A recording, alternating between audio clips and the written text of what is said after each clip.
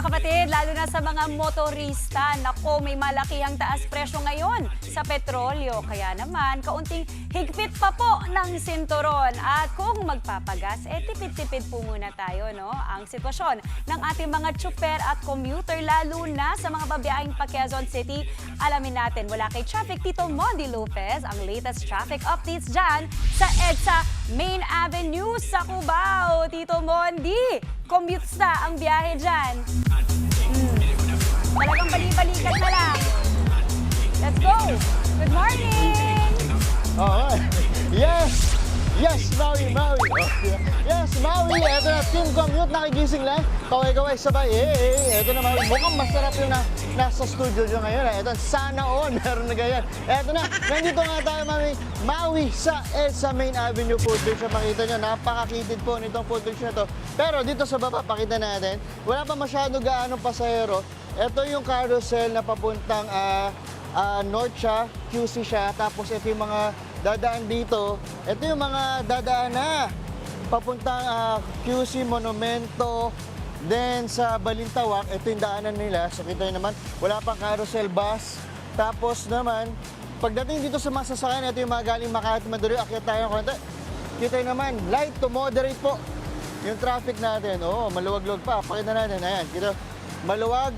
Tapos, doon sa may bandang Santolan flyover, maluwag pa din ang galawan ng mga sasakyan at doon sa may gilid, sa may left side natin, sa may outermost na tinatawag na EDSA Service Road, maluwag pa rin po ang ating biyahe dyan. Ayan, kita nyo, maluwag. Tapos, dito naman, pitay dito sa likod. Ayan, ito yung sa may Cubao ilalim natin. Ako, mas lalo maluwag. Maui. Oh. Kasi pag ganitong oras, talagang wala pang mga nagbubuna, walang bumper-to-bumper situation dito. Tapos doon naman dito, makikita sa baba naman nito, sa may EDSA carousel dyan, ito naman yung papuntang southbound naman natin. Ayan. Ilan pa mga pasahero natin? Oh? So, mabibilang pa lang din yung mga pasahero natin dyan. So, wala pa masyadong pasahero at may mga naghihintay na mga nag-a-assist sa mga pasahero natin. So, maluwag pa rin, maluwag pa din. Tapos, tandaan nyo po, yung NCAP natin dito mga kapatid, tuloy-tuloy pa rin po.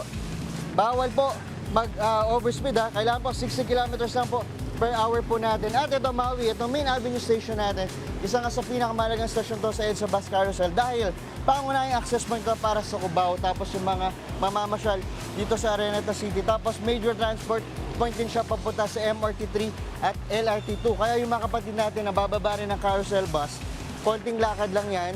So I think mga aabuti ng mga ilang minuto, mga 5 minutes ko itong nilalakad mula dito papunta doon sa may MRT Cubao.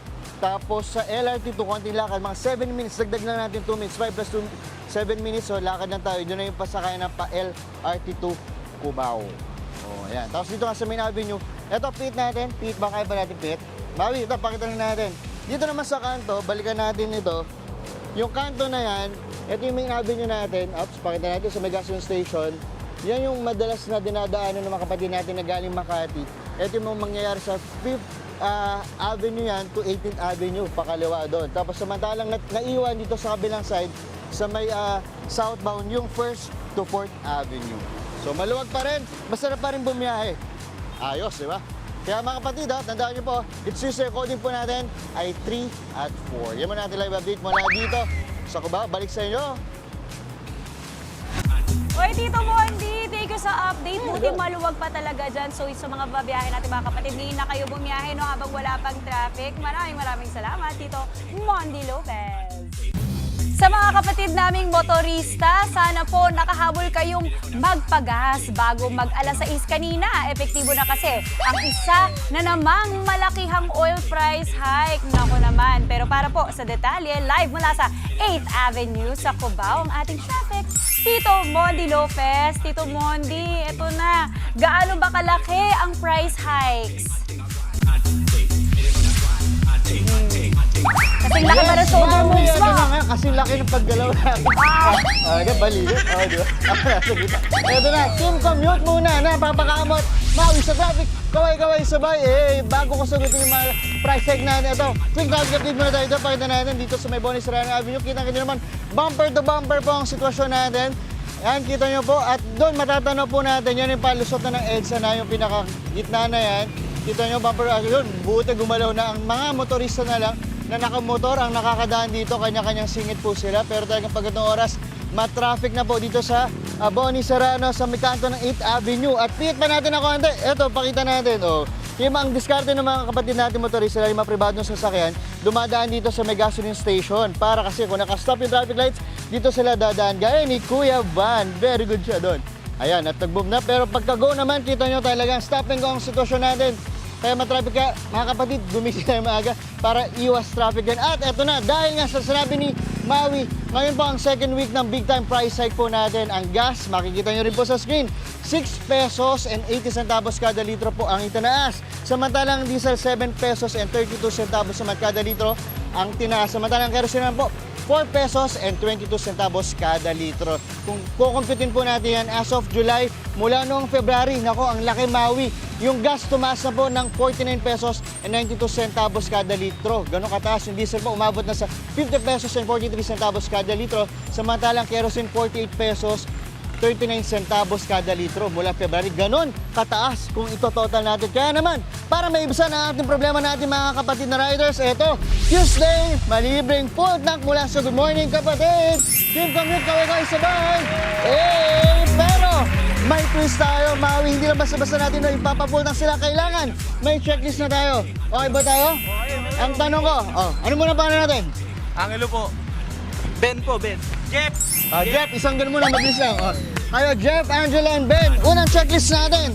Bago kayo magkaroon libre full tank, sino sa inyo may lisensya? Dapat pakita natin, may lisensya, pakita natin. Kailangan may lisensya. Para iwas huli, iwas penalty. May lisensya, hindi expired. Ano sa akin, sa igog. Pwede ba yun? Sa igog sa akin. Ba't wala kang hard copy? Kasi sa cellphone, Lisensya po. May lisensya. Hindi kayo inuhuli pag ganyan?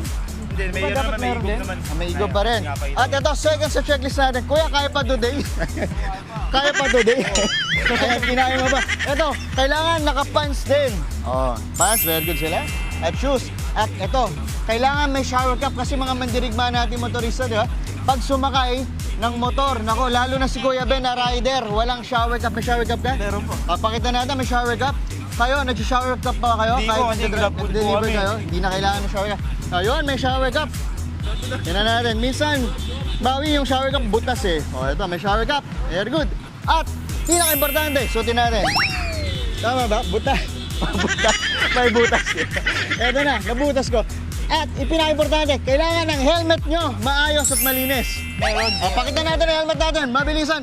Pakita na. Helmet reveal tayo. Helmet reveal para sa punta. Eto na. At bakit nyo sinuot? Helmet reveal.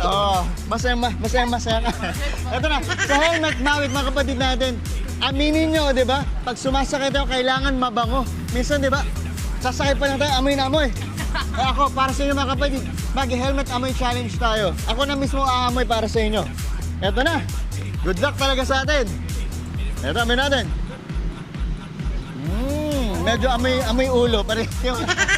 Amoy ulo. Kamay. Eto naman. Parang yung helmet mo tsaka ulo. Diyan, pares na masasabi mo. Siyempre, bawis ko yun.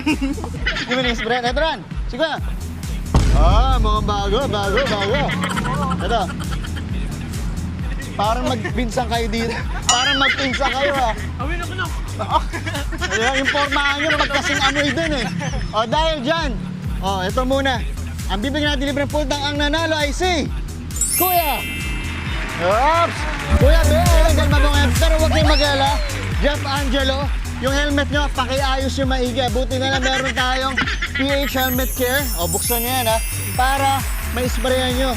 Brother, promise. Kasing amoy ng ulo natin. Pero hindi tayo nangasa, pero para, di ba, mas safe din para healthy, di ba? Mas maayos yung pagbayain nyo, di ba? Buksan nyo na yan. Helmet bag yan, tsaka pang spray. At si Kuya, bigyan na rin natin. Ano, okay ba sa inyo? Happy ba? Happy. Happy? Sobra. Happy. Dahil, eto, sumasayo ba naman kayo, di ba? Bago natin patuloy, isang hataw nga. Dahil masaya tayo dito, sa tingin ko, gusto pa rin libreng full tank? Gustong gusto. Full tank? Gusto rin po.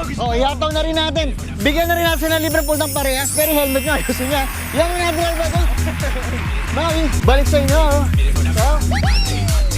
Wow! Ang saya! Talagang lahat naman may libreng papuntak. Maraming salamat. Tuloy lang ang balikatan, Tito Modi Lopez. Mga kapatid, Mondi Lopez po, manatiling updated sa lagay ng trapiko sa mga pinakaabalang kalsada sa Metro Manila. Mag-follow at subscribe na sa social media pages ng News 5.